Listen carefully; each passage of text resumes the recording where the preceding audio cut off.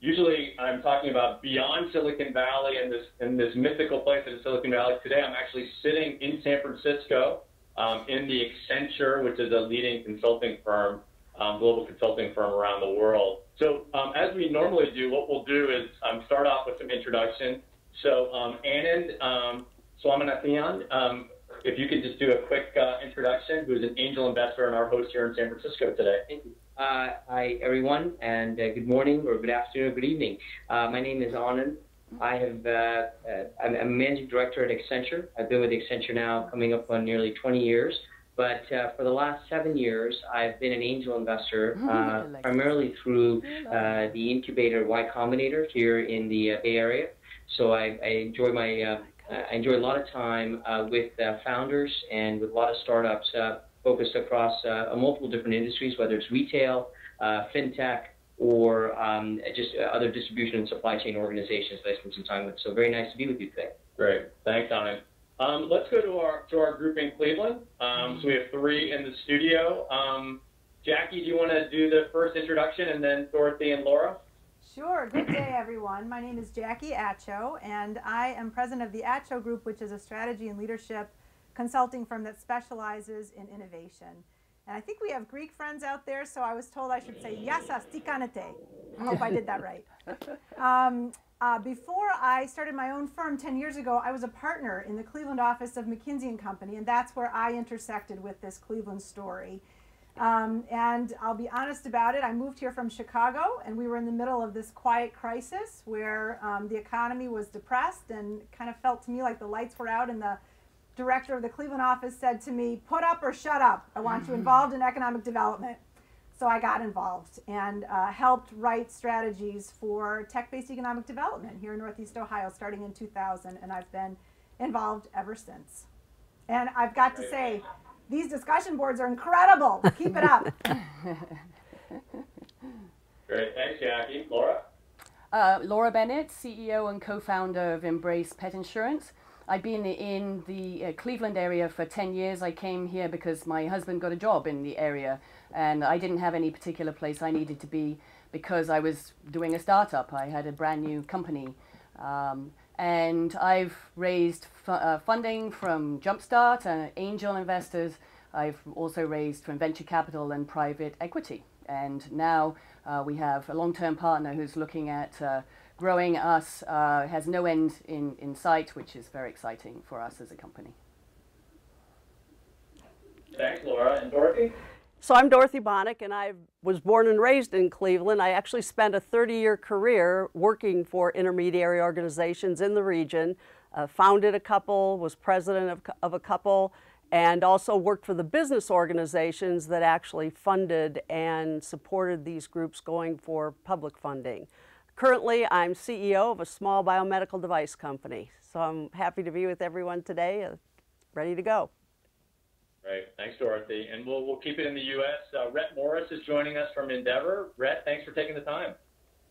Hi, it's great to be with all of you here today. So my name is Rhett Morris, and I lead Endeavor Insight, which is the research team for Endeavor. Endeavor is an organization, an NGO, that supports entrepreneurs across more than 20 countries, primarily focused on those that we call scale-up, people who have repeatable models that are working to grow and really reach scale.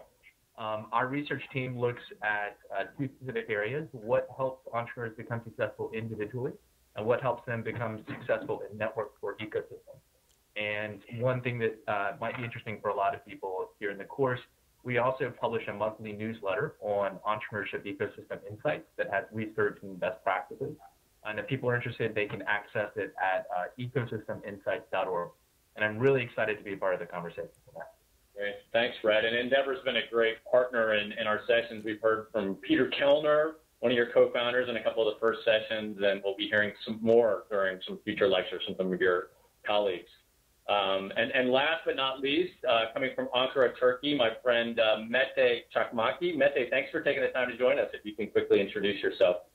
Well, it's my pleasure. I'm calling in from Ankara.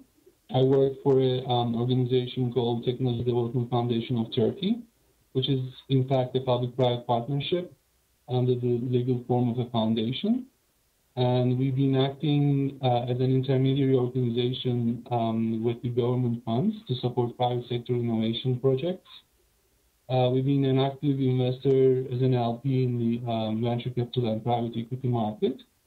And we also have our own captive fund in Istanbul, which actively invests in early stage companies. We also work with medium-sized companies to improve their innovation capabilities. And we also provide other services, especially to startups and medium-sized companies in mentorships, etc. And we work with technoparks, all other infrastructures in the country. Whereas relatively a small organization, only 30 people, but we actively work with the rest of the ecosystem. We have a pool of around 1,500 experts from different fields. So whatever the task requires, we put together solutions, teams, and we deliver them to companies and the other clients. Great. Thanks, Mete, for taking the time. What we're going to do first is Alexis Kamselis, who is with Alba in Greece, is with a group right now in Thessaloniki. There's a meetup right now. So Alexis, let's go over to you. And I know that there were two questions that you wanted to have folks from the meetup ask, and then we'll sort of start from there. And I know there's already some questions that I see in the chat rooms, which is great. But let's go over to Alexis in Thessaloniki. Mikey, hi, can you hear us? We can, and we can see you. Oh, great. Yes, here we are. We are at an amazing place called Vintage Bar. If you ever visit Thessaloniki, make sure you come over here. There are 80 people here gathered, more than 80 people, and we are already in our discussion about this week's topic. And we have a couple of questions. First of all, thank you for giving us the opportunity to ask you. The first one would go to our neighbor, Mete. And since we feel very close to geographically to Turkey, we would like to ask what the key lessons learned from the organization that we set up in the early stages was, so that similar organizations that are starting here in Greece can learn something from you. Great. Alexis, actually the connection is good. Why don't we just hold there? I'll come back to you for a second question. Mete, do you want to take that question? Sure, why not? One is, if you're working with government funds, it's very essential and really very difficult to stay independent. So I think one of the significant success factors for TPG over the last 20 years was being able to stay transparent and stay independent, although we manage well over $500 million in public funds. The second thing is you can't be static. I think the value in intermediary organizations is that you have to be very adaptive, you have to be very responsive, and you have to be innovative. So you have to preach, you have to actually practice what you preach. You have to be innovative, you have to create new models, new products, whatever the market requires. So we are now what we call that going through a process TTG 2.0, which is actually trying to embed us more actively into the ecosystem, try to work with more private money, private sponsors and donors. So I think you can't be static, just being dependent on your position as an intermediary organization. I'm pretty much have an idea how it works in most of the Mediterranean countries, and so it's just, I think those are the two essential lessons learned. I think we will come together from the last 20 years. Great, thanks, Mete. Alexis, let's go back to you for a second question, and then we'll open it up to some of the other questions we have right now. Okay, great. The other one is for our vet insurance specialist, Laura Bennett. Laura, what was the most unexpected and valuable element you ever got from working with an intermediary organization? What was your most unexpected positive experience? That's a good question. Well, the obvious, obviously, is that there's money. So they invested money in us. Great. Thanks, Alexis. Over to you, Laura.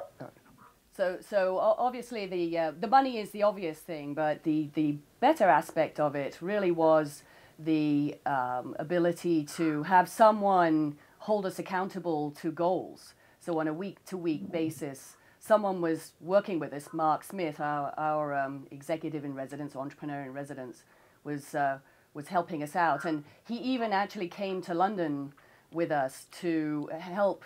We came with me to help us negotiate a contract with Lloyd's of London. And turns out, actually, when we went, I was newly pregnant and couldn't do all the usual things like drinking and smoking cigars that apparently they do at Lloyd's of London all the time. And so he was my designated drinker and cigar smoker. But he was a very good partner in helping us negotiate the contract. And I wasn't really expecting them to become that active and helpful.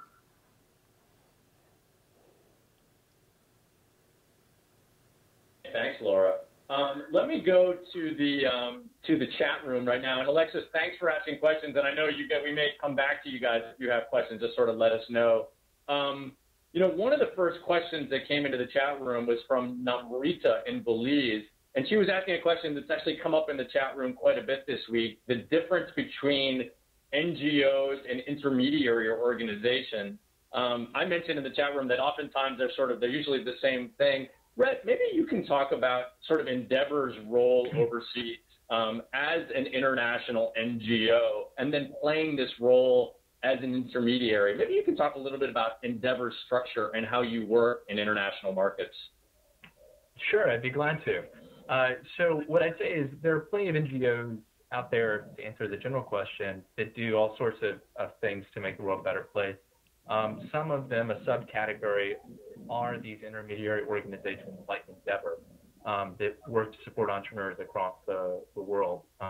What we do at Endeavor is we help connect entrepreneurs that we have identified as having real potential to grow and scale to the resources that we've seen help them to do that.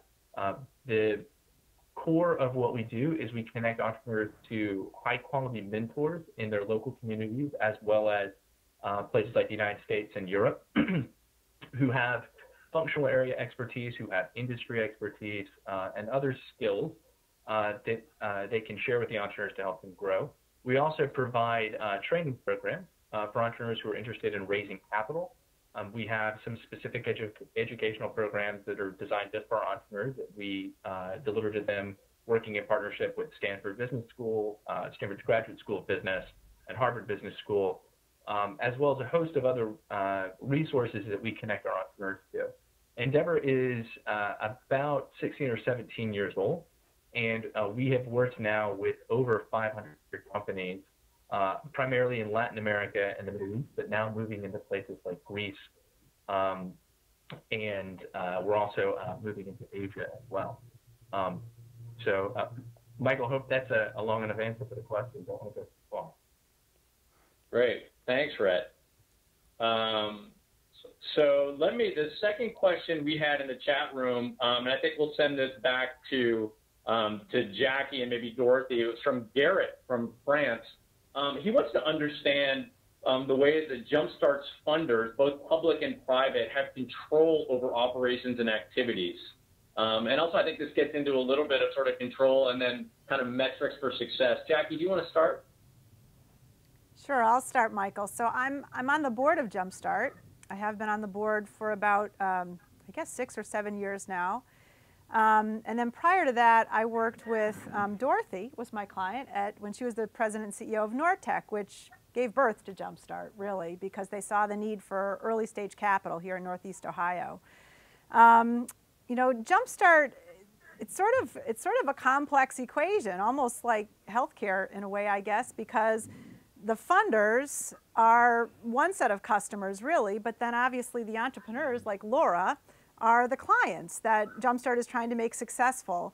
And the funders, got together here in Northeast Ohio in an unprecedented way to invest in economic development, which really hadn't happened in that way. Philanthropy had been organized around the much more traditional areas, the arts, education, people giving back to institutions that were meaningful to them.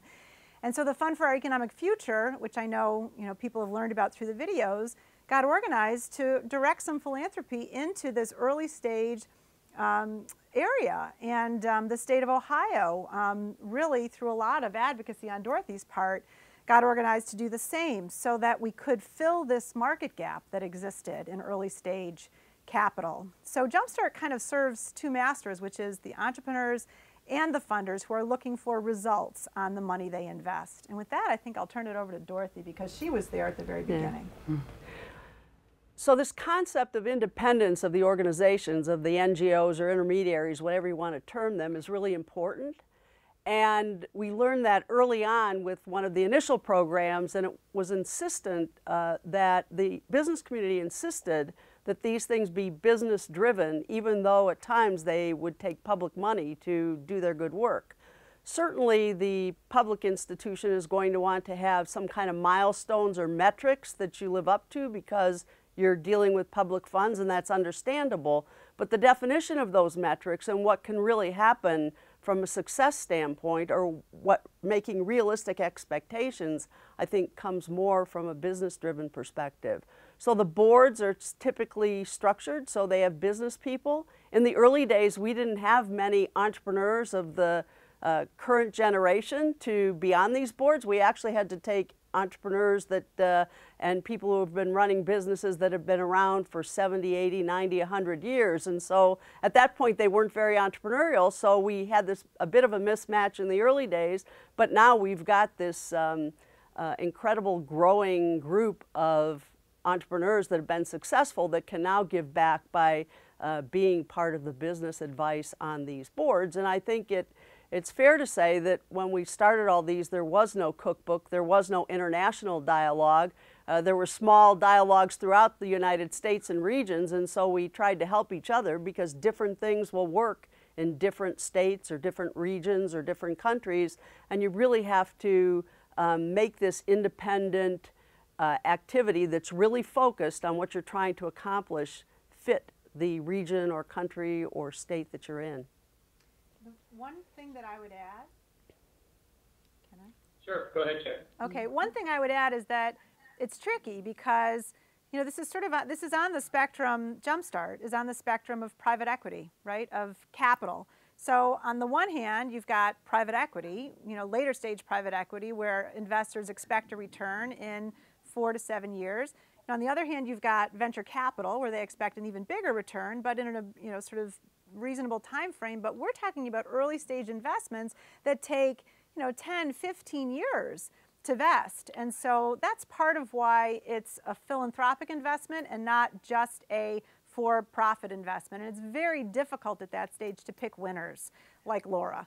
So even if you pile lots of people like Mark Smith, you know, next to her to help pull things along.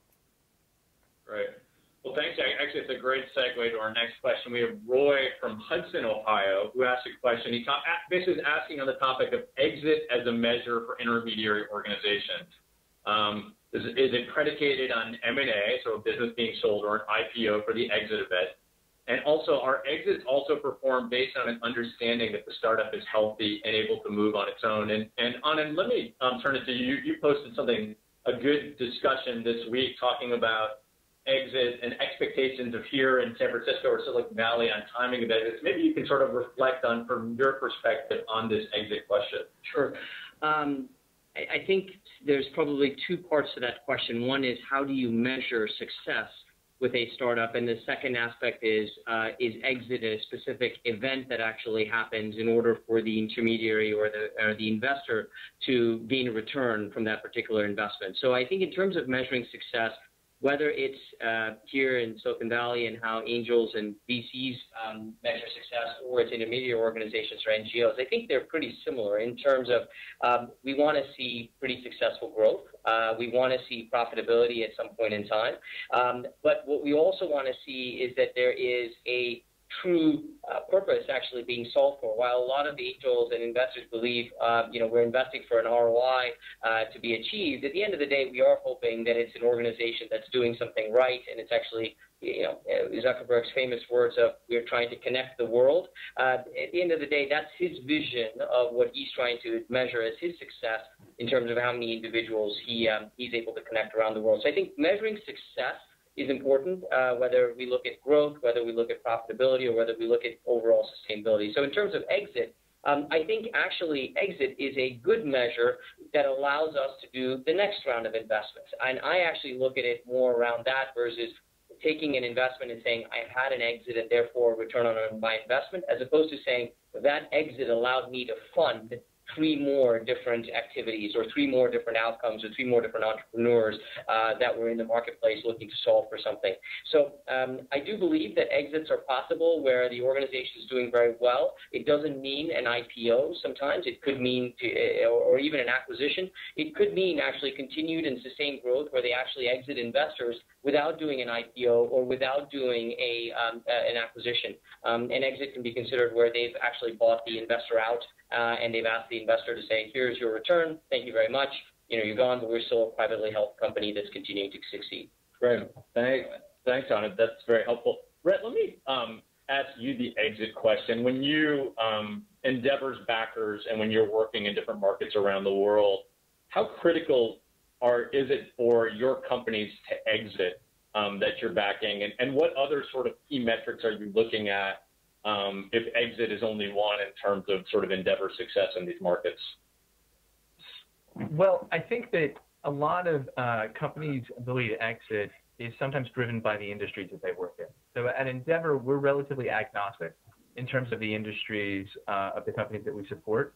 About 25 to 30% of the companies we work with could be classified as tech firms, but many of them are in industrials or consumer packaged goods and other areas. In some cases, it can be relatively hard for entrepreneurs to exit because of the country that they're in or the industry that they're in. So I don't think it's a perfect success metric for every entrepreneur. We certainly do think that a successful exit, where there's been some sort of multiple on the investments that have been put into a company, is one way to look at success. And we can look at success in other ways.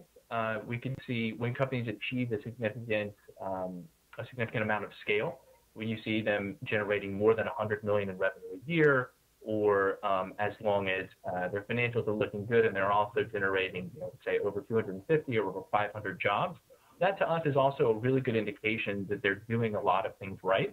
And more importantly, that they're generating results for their communities. Because I think at Endeavor, and I'm sure Jumpstart and other organizations, we're not just working to support these organizations as NGOs, another intermediary organization, because we want to see entrepreneurs succeed. So that's really exciting. We are very interested in seeing that success radiate out through the rest of the community by generating high quality jobs. One of the things that we know that exits can really help with is we see numerous instances in the communities where we work where entrepreneurs who had a successful exit will then go on and start acting as local angel investors or VC investors in the community, sharing not only their capital, but also their expertise and their personal connections. And if you look at the history of Silicon Valley or other places that have had really successful entrepreneurship, those sorts of connections can really be a great accelerating force for entrepreneurship in a local area. Right. Mete, I'd love to have you just comment briefly also on kind of exit. I mean, Turkey is now seeing private investment from venture capital sort of picking up, but the exit environment has been challenging. Maybe you can talk from your perspective on exit and the timeline for exits. Well, we have our own captive startup fund, and we exclusively invest in technology, and we don't invest in internet type of businesses. So we're not really looking into e-commerce or other web-based business models. We are trying to invest in hardcore technology companies. And we recently had an exit, which was 3 times multiple. We can consider it as a successful exit in Turkey's conditions. But I think we were more interested in proving that technology investment in startups is actually a viable business for all kinds of investors. So we are trying to create a wider systemic effect to prove that the technology investment works in Turkey. So in that regard, having an exit is also a success for our part. But we also like to keep our brand in a certain way. We don't like to burn bridges. So we have another company in the portfolio, which is we have a very weak minority position, 20%, and it's going exponential through the exponential growth stage. And there are lots of suitors to buy the company. but we don't like to drag along the owner to sell the company because we like to leave behind happy customers. So in that regard, we like to create systemic effects to prove that we can make money investing in technology companies. You can actually buy good companies in the Turkish market to invest in, but we don't like to actually create bad feelings, bad energy in the system for entrepreneurs to tell the story that there was this investor who just stole my company and sold it to these other investors, even though he makes money out of it. So there are lots of mixed feelings within what we do. But in overall, I think startup investment in Turkey is a very problematic area, though we have a very active market in later stages, especially in mid-market and buyout investments. Early stage investment is very problematic in Turkey, and it's a very lonely place. It's a lonely business because you don't have much follow-up investment coming in. Even if you invest into a new company early stage, you can't really count on other investors to actually fund your growth. So you can actually suffocate the investee company at one point because you can't invest more into that particular company. So it's a very complicated issue. So we are trying to make a point. We are trying to prove that this business model works in a country like Turkey. Great. Thanks, Mete. One comment that you made about follow-on funding in your remarks, Mete, sort of came up in the chat room this week. Maybe, Dorothy, if you wouldn't mind, I know in Northeast Ohio, this idea of the metric of follow-on funding really coming primarily from private sector being kind of a metric of success on the way to exit. And I think if we look at Laura's success with Embrace in terms of attracting private capital, maybe you can talk sort of philosophically, kind of 10 years ago as we were putting together the ecosystem in Cleveland, this idea of using this follow-on funding metric as kind of a sign that the ecosystem was developing and getting stronger. Thanks, Michael. Actually, I was just thinking about the comments because I'll go back a couple of decades because I did do 3 of them in this world of intermediary organizations. States typically measure economic development success by job creation, and we'd done that for decades. And it was very difficult using public funds to convince the folks in the state legislature and our governors that that wasn't the only metric. In particular, if you've got a company where you've invested public funds and the exit is acquisition by another larger company that doesn't happen to live in the state of Ohio, that becomes an issue by using your public funds to create jobs that go someplace else. However, the concept of follow-on investment and then the exit that provides not only the company its next stage of funding, but also provides those early stage investors a return on investment financially. So follow-on funding that, at the end of the day, the exit is a acquisition. You do leave some wealth behind in the community. And so the key there is that you've got, as everyone has said, money to invest in the next generation of entrepreneurs, if that's what you're so inclined to do, or if you're the entrepreneur to do it again or to give back to the community by joining into the ecosystem. That's all great, but it really did take a lot of time to convince the state of Ohio that that was really a measure of success. And the milestones or the hurdles to getting to that measure of success was this concept of follow-on funding, because if folks are going to invest, particularly folks from the private sector, they're going to be looking for a return on that investment, and that has become a metric that we use, although it's still very difficult to get beyond the idea of job creation. Great. Thanks, Dorothy. I think we have a live question that's going to come in from, I believe, Christine in Greece. So Suzanne, is Christine there? It's Christos. Okay, Chris. Okay. Hey, Christos. Hello, how are you? Great. So I was paying a lot of attention to the previous speakers, and I thought that we have a peculiar situation here in Greece, as there are a lot of sole proprietors, a number which is in percentages far beyond the average of the rest of Europe. as people used to work as employees in order to gather enough capital and start their own small or medium enterprise. So the question is that do you think that this may be a burst of entrepreneurship that could lead to successful startups, or is it just a phenomenon that will fade due to the economic austerity?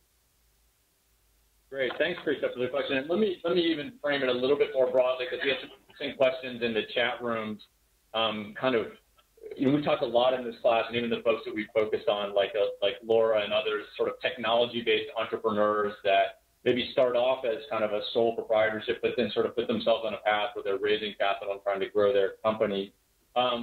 Jackie, maybe let me put it over to you. When you think of what's happened in Cleveland in terms of the types of companies that Jumpstart and others have sort of supported that have this kind of growth potential versus maybe what Christos is saying, kind of this, like, let's call them mom and pop sort of sole proprietor entrepreneurs. I mean, all of this effort and attention on backing kind of high growth, high impact entrepreneurs versus maybe like the bread and butter entrepreneurs. Maybe talk a little bit about, kind of from your perspective or Jumpstart perspective, that decision point of kind of what types of entrepreneurs intermediate organizations should back.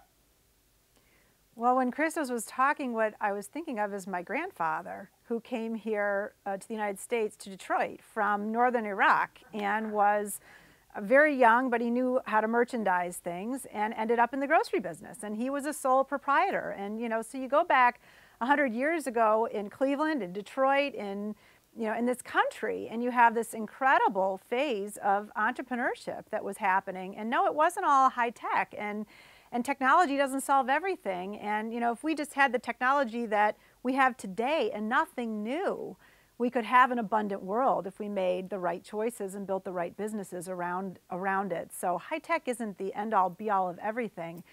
So I think the burst of entrepreneurship in Greece is probably a good sign, a very good sign. As far as Jumpstart is concerned, Jumpstart really was focused in on high-tech companies for an important reason here in Northeast Ohio. So when we did the initial evaluation of the economy to figure out what the quiet crisis was all about, we realized that we were lower than all of the other regions that we admired in terms of our participation in technology businesses. And so we were specifically trying to grow that part of the business. And we also have some great assets here to leverage into those kinds of businesses. We've got Case Western Reserve University, we've got the Cleveland Clinic and University Hospital, and lots of great medical research that happens here. So that's why Jumpstart initially did focus on high-tech companies.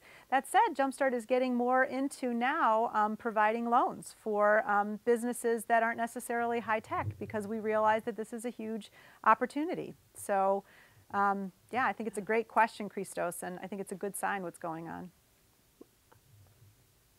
Rhett, let me go over to you maybe on that same topic of kind of, because you talk about high impact entrepreneurs. How do you define, particularly as you work kind of in emerging economies where perhaps there's less of these high impact entrepreneurs than there might be in Silicon Valley? How broadly, you talked about a little bit definitionally of kind of some of the types of entrepreneurs you're working with. When you, are there sole proprietors that sort of kind of come through the Endeavor network that might be the kind of folks that you would work with? So I think that what's most important to consider when we're looking at this isn't necessarily where an entrepreneur is today, but where he or she wants to be in the future. We tend to start working with entrepreneurs once they have kind of built a model that they can repeat and that they can scale. And that typically means that they've grown a little bit beyond that sole, single employee type of establishment. Or, typically we start working with companies that have 25 to 50 employees. If that's something like a grocery store or a restaurant chain, usually they've had at least a second or a third location that they've opened to prove that the model that they're running can be repeated. I think I want to echo some previous comments. It's really important to remember that entrepreneurship isn't just about technology. What we're seeing right now in Greece, and our team there, Endeavor actually works in Greece, has actually released some studies looking at the tremendous growth in startups in the country. We think that that's really positive, because we believe that there is a tangible number of people within that larger group who really do want to grow, who really do want to scale. And if you look at the data from Europe or the United States or other countries around the world, what you see consistently is that it's a small number of companies that have the ability to grow and scale that end up creating the vast majority of the net new jobs in a country in a place like Greece. So we think it's a great sign, and we're very bullish on the prospects of Greece and their entrepreneurs in the coming years. Great. Thanks, Fred. Let me go into the chat room. We've got a question from Naomi and Kenya, and she talks about intermediary organizations and kind of the role that they play in linking producers in the market together. And then, there's some question in terms of like what if that intermediary organization is actually, at least from the way that I read the question, sort of taking profit in that.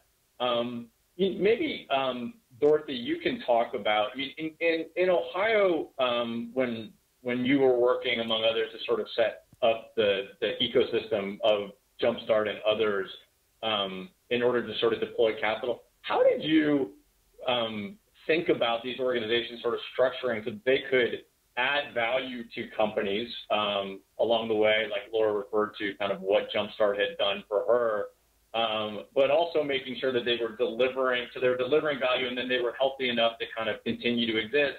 And maybe even comment on sort of the growing pressure right now, 10 years in, for a Jumpstart to begin to be self-sustainable. I mean, is there a model where an NGO or an intermediary organization is adding enough value that they can begin to live on their own without government or donor money sort of going forward?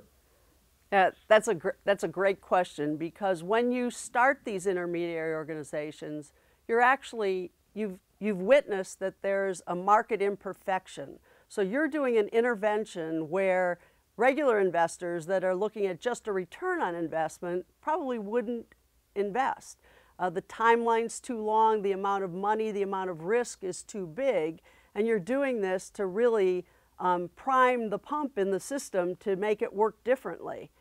And then the other thing that's very important, and we don't have the control to show what it would be without this, but that linkage of entrepreneurs to each other and linkage of the service providers and the law firms or the accounting firms linking together and banding together to say, some of this is about making this a better community with better networks and better access to capital. And so you build the foundation of networks that really is important. But the metrics of that are pretty hard to realize. And, maybe everybody looks to the day when a Jumpstart can be self-sufficient. But again, I worked in intermediary organizations for 30 years, and the very first one, an incubator facility that went on to be a biotech center, they're always looking for that self-sustainability. And even today, in both the biotech center, statewide, and Jumpstart, they're just not ready because the exits take longer, the return on investment is longer. The real investors are the ones that come in with the private capital, and they get their money back, but they're not going to necessarily put it into supporting the infrastructure. So that's a very difficult question, and the only advice on that would be, if you're going to convince governments to invest in these kinds of things, they have to realize that this is a decades-long process. Even our Research Triangle Park in the Carolinas, basically, it took 50 years to develop it into the job-creating engine that it is, with multi-billion-dollar companies headquartered there. So it's, that self-sufficiency notion is probably not realistic. Can I add Thanks, Dorothy. Can I add one thing? Jack, did you want to add something? Or add something? Yes. Yes, I want to add something. So okay. There's one thing in the middle that that Jumpstart has been able to do, and it's a good sign, and it's something that I think all intermediary organizations should try to do, which is they've built up expertise that has value in other regions. So they've actually been paid for services to help other organizations figure out how they can support entrepreneurship in their town. Now, you can't just take this model and plop it someplace else. it's basically consulting services. And so Jumpstart has been able to get some earned income through that, and that does help with self-sustainability. Great. Thanks, Jackie. Mete, let me pose to you, I mean, your organization, do you see eventually a time where you could be more self-sustainable? Sort of, I mean, right now a lot of the funding comes from governments or even international organizations, sort of through World Bank and others. Do you see a time when your organization could be self-sustainable? Well, counting in the returns from our investments as an LP, we're already self-sustainable. But we still obviously need to top up funding from the government to scale up our funding programs. And now we are getting into services such as introductions with the buyer and seller side, whether we can help especially with our small companies to get the attention of larger companies and make it as a revenue-making business. So I think we'll eventually be self-sustainable even when we go out to our investment returns in our operations. But scaling up operations, we definitely need outside funding, either from sponsors, donors, or from the government. So now what we are trying to do is we are coming up with these quick proof of concept, scaled down models of different ideas. And we try to build a very limited small portfolio of projects and have a quick evaluation report and take it to sponsors and government organizations for scaling up funding, additional funding to scale them up at a national level. So that's how our business model is evolved. Great, thanks, Mete. Laura, let me ask you a question. You mentioned in the video we talking about kind of, I mean, you're not from the Cleveland area, sort of the presence of Jumpstart as an intermediary and the support you had in terms of deciding to keep your business in Cleveland or go to another area. I mean, how critical, many of the folks I think from around the world that are participating in the course are concerned about brain drain and this sort of underlying all these different programs to sort of ultimately sort of keep talented entrepreneurs. I mean, how critical was the presence of Jumpstart in keeping you in Cleveland versus going somewhere else with your business?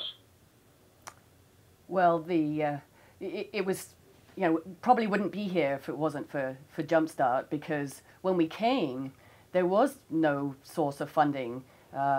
As I mentioned in the video, I was meeting with Jumpstart in a coffee shop because they weren't set up fully at the time, and so they were just starting. There were no angel funds, and we didn't know anyone. We weren't even from the US, so it wasn't like we just could go to our hometown or anything and get funding. So we would have had to be more mobile, and we moved to Cleveland. If we couldn't find anything after a while, probably would have just moved somewhere else. Just kept looking in other areas until we found what we were looking for. So it definitely was key to keeping us. And I think as Jumpstart has grown, we've used the services differently. I mentioned, you know, having Mark Smith at the beginning, but as we've grown, we kind of outgrew that kind of help. But then we grew into the help that was helping us hire people, like talented people. We couldn't really afford to pay a recruiter. We could afford to pay something. So Jumpstart had a program to help us find good talent, and we would pay a modest amount for a recruiter and follow-on funding. I mean, that follow-on funding, they helped us find a venture capital. So all of those things, it helped at every stage until then we did have our exit. Although, to be honest, I don't feel it's an exit. It was just an exit for our investors because I'm still at Embrace. I don't plan to leave. I still have ownership in Embrace. I just happen to have a new investor that's replaced most of our other investors. But Jumpstart has evolved along the way. They still offer the early stage services, and then they offered sort of these services until we had our exit. So as they still had money in us, they would do whatever they could to help, and those services were really good and kept us in Cleveland. And now we have about 40 people in Cleveland. We have employees across the U.S. as well, probably an additional 15 or so, and we're growing. We doubled in size last year. So that it's important to me that we feel that we're helping the Northeast Ohio area as well, because I feel like we started at the beginning of this sort of movement of promoting entrepreneurship to develop the area, and we're kind of a bit of a cheerleader, you know, for the area. Sometimes people from Cleveland don't cheerlead enough for themselves. So I feel like coming to the area from outside and saying, you have no idea how good you've got it now. I can tell you, this is great. You should be happy to be here and look at what we've got. So, you know, I'm a bit of a groupie now for Jumpstart, but also the Northeast Ohio area. Great, thanks, Laura. There was a question in the chat from Eugenia from Dallas, Texas, and she was talking about being an area where they don't have strong intermediaries. How should they get them? And I think some of this is, you know, maybe Rhett, we can start with you. I mean, you guys work kind of all over the world, and Endeavor is just one in the markets where you work. You're just sort of one of the pieces of the puzzle that sort of helps with support for entrepreneurs. In some of your experiences where Endeavor has worked around the world, where have been some other successful models where communities have created NGOs and intermediaries that have really sort of helped boost the entrepreneurial activity in the region? At Endeavor, we are an organization that can be pulled into a new community. And so to Eugenia's question, we often are approached by leaders in communities across the world to say, where they come and say, hey, will Endeavor come and open up a new affiliate office in our area? And I think that there are a number of models now that are getting repeated consistently across different geographies.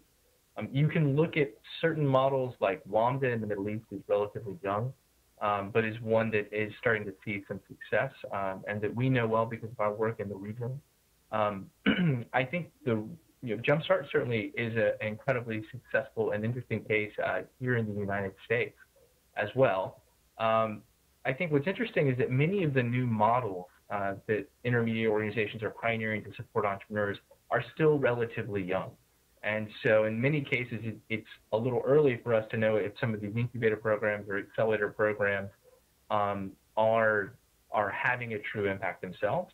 And the other thing I think that some other people have started to touch on is there are network effects of having multiple organizations working in a single community that I think are hard to measure to say, when Endeavor works, say, in Buenos Aires or in Santiago, we're not the only organization community.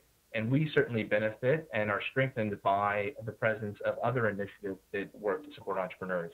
And so at a certain point, you can't really take out one organization and say this organization, their impact solely has been this, because it's always in concert with other things. Awesome, Rhett.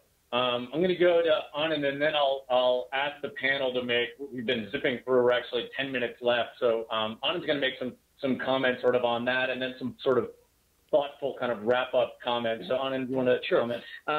So I think one of the original questions we asked was, what is the difference between an NGO and an intermediary? I actually look at it as there are a lot of intermediaries in the world that are actually looking and providing sources of funding that are well beyond being an NGO, that are not actually NGOs. So a great example, while Y Combinator is certainly one that I look at, or TechCrunch is another one that I look at, these organizations are doing a great job identifying startups and entrepreneurs globally who can actually drive great value. So there's companies like Zidisha, and I commented this in the forum, there's several nonprofits that are being funded by the likes of a for-profit entity like Y Combinator, or a for-profit seed and incubator like Y Combinator, because we believe that there is a tremendous amount of value in funding startups and entrepreneurs who are trying to drive tremendous value. So Zidisha looks at P2P payments in emerging economies, and it's very interesting when we went out and decided to fund them, because we said, look,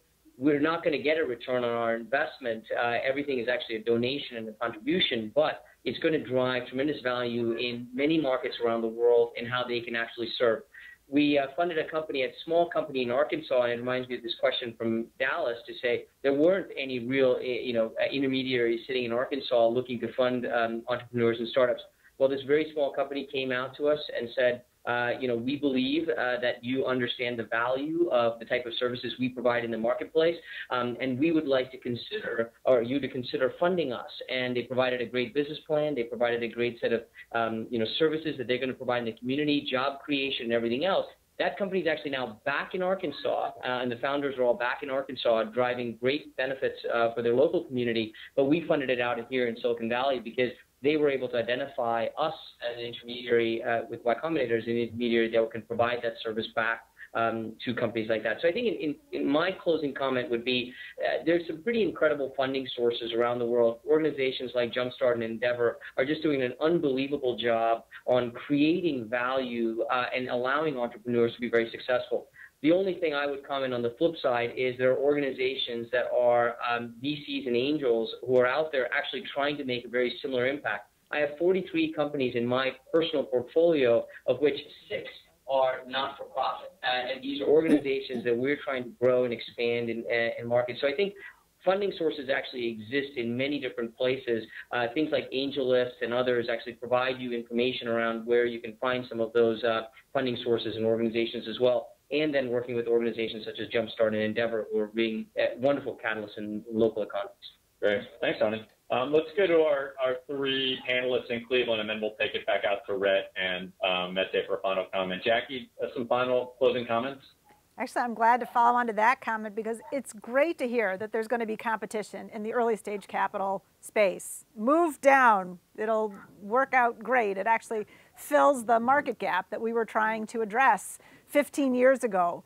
The one closing comment that I would make here is that I don't know that any of us realized how much this would build the community when we got it all started. And I don't think that all of us thought that, these intermediaries would or should exist forever and ever. We do hope that it fills a market gap and that the intermediaries themselves create value ultimately through exits, but also through services that have value. And Rhett, I want to talk to you about partnering between Jumpstart and Endeavor. So we'll talk about that afterwards because I think there's a lot that we can do for other communities. So I don't think these intermediaries should go on and on forever, but if they're doing their job, they will, in fact, obsolete themselves. It just is going to take some time. Great. Thanks, Jackie. Look.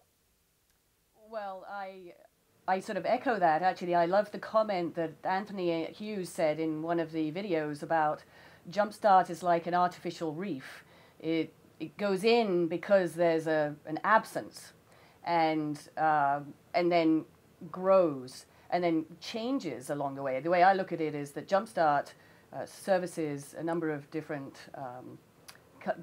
different organizations and has different people that it looks after, but it's changing along the way as sort of the portfolio companies grow up. It's like having, babies that turn into toddlers, that turn into teenagers, and hopefully become responsible adults. So that's what we hope we've become. But they've followed us along the way as well, changing. And even now, the funding the direction has changed, where it comes from, who's providing it, and then the services. And I think that's it needs to be dynamic. Like whatever organization you have, just needs to be dynamic, and we're very glad to have been part of that experience. Great. Thanks, Laura. Dorothy? Yeah, that's a great comment from an entrepreneur because actually these networks and these organizations do need to be entrepreneurial and constantly aware of the market that's changing around them. So to the person in Texas who asked how you start, this is not an individual sport in a community, it's a group sport. And you really have to engage whoever is there at that point in time that's ready to be engaged. In our case, it was a business community where we had 20-some Fortune 500 companies and we were down to reaching single digits. And these guys basically said, if we don't do something about this, we'll be the next ones to go because the environment here isn't what we need it to be to grow our businesses and be globally competitive. And we had a terrific organization in McKinsey that laid out the strategy, but it was really the implementation of that strategy and bringing the community together. We had the business community that was interested. We had a terrific foundation community that was interested, and it was the foundation community that was built on the last spurt of entrepreneurship 100 years ago. And then we had people that were really passionate about, taking this, so we got public funding, bringing the community together. And the key thing was, over a 30-year period, was be ready to adapt and change as your environment and your market changes. But start someplace.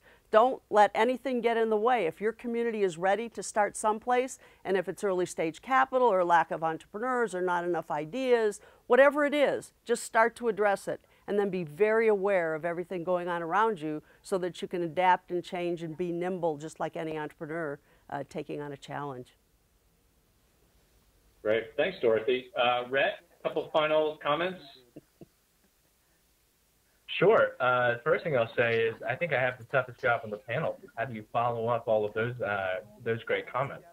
I certainly would echo many of the things that everyone else has said. And Jackie, I look forward to being in touch. From our perspective at Endeavor and a lot of the research that we've done, I would emphasize two things as we close. The first one is to truly see an impact in a community in as short a period of time as possible. We believe, and we've seen looking at the data, that it truly is a small number of entrepreneurs who can grow and scale, who are creating the vast majority of the high quality jobs, the vast majority of the exits, and that sort of value from the community. And even as we've mapped connections among entrepreneurs to see who's mentored other entrepreneurs in the community, who has acted as an early stage angel investment, we see that, again, it's a very small percentage of entrepreneurs who are generating the vast majority of results. So for any intermediary organization that's looking to create that sort of change, I would highly encourage them to focus on the small number that can have the biggest impact. And the second thing I think that we've seen that's been really helpful at Endeavor, and that I've seen other organizations sometimes struggle with, is when you're designing something that is supposed to be supportive of local entrepreneurs who want to grow, in many cases, the input of those entrepreneurs isn't necessarily built into the program from the beginning. And I think that any organization working with entrepreneurs needs to spend a lot of time listening to the specific challenges that local entrepreneurs are dealing with, because what's happening in Ohio is going to be very different than what we see when we're working in Istanbul. And there isn't necessarily a perfect one-size-fits-all solution for every city that's at every different stage of the development of an ecosystem. And the last thing I'll say is thanks, because this has been a really exciting conversation, and I've enjoyed the time today. Awesome. Thanks, Rhett. Well, speaking of Turkey and Istanbul, a little bit more further to the east, Mete, a couple of final comments? Well, if I may, I'd like to echo some of the comments with a different twist. I think the intermediaries in societies like Turkey has a very strong role as what I can call platforms of trust or trust brokers to actually jumpstart transactions, because it's very difficult to establish the currency of trust, especially in investment and partnership. So I think even in mentorship, we've been seeing that most of these entrepreneurs are opening up more comfortably to entrepreneurs. We provide to them because they trust TTGV's platform and TTGV's brand equity. Coming back to the artificial reef command, it's not only for entrepreneurs, but in societies very hierarchical, very vertically hierarchical. I think the intermediate organizations can provide habitats for talent, for creative talent, who would like to provide professional services beyond usual suspects. Because I think in our markets we see these classical number of people, very limited number of people who are actually monopolizing most of these processes and channels. So if we can provide new talent, young people, to actually show themselves, prove that they can actually provide value working with entrepreneurs or companies, I think that the intermediate organizations can provide some important contribution to building of ecosystems. Because ecosystems are not really about these colorful, nice, expensive fishes. You need all these ground feeders as well. So you need support people, other people who would be providing different tasks and roles in the system. And I believe intermediate organizations have a very strong responsibility to actually to provide them the references they need to do business in the local ecosystems. And I also thank you very much. This has been beyond my expectations. I know it's beyond Silicon Valley, but it was beyond my expectations. And I think I enjoyed the conversation very much. Great. And we finished exactly on time, keeping our reputation of valuing everyone's time, both our panelists and our attendees. So thank you. This was great. What a rich conversation. I'm sorry we couldn't get to all the questions. We will post some of or I'd encourage you actually, people who had questions, to post threads in the chat room. I know Anand and Laura and Jackie have been active posters in our discussion boards, and Rhett and Mete and Dorothy, I'd encourage you to join the conversation as well. I'm really so pleased with the engagement, the global engagement we've had between students from around the world. Our next Webex will be next Wednesday, the 21st of May at 9 a.m. Eastern Time. So I'm trying to kind of vary the time, and it'll be on the role of leveraging anchor institutions. So talking about universities and other institutions and how to sort of build off them as we support entrepreneurship in our communities. So for now, it's Michael Goldberg. Thank you again for taking the time, and we will see you next week, and we'll see you in class. Thanks.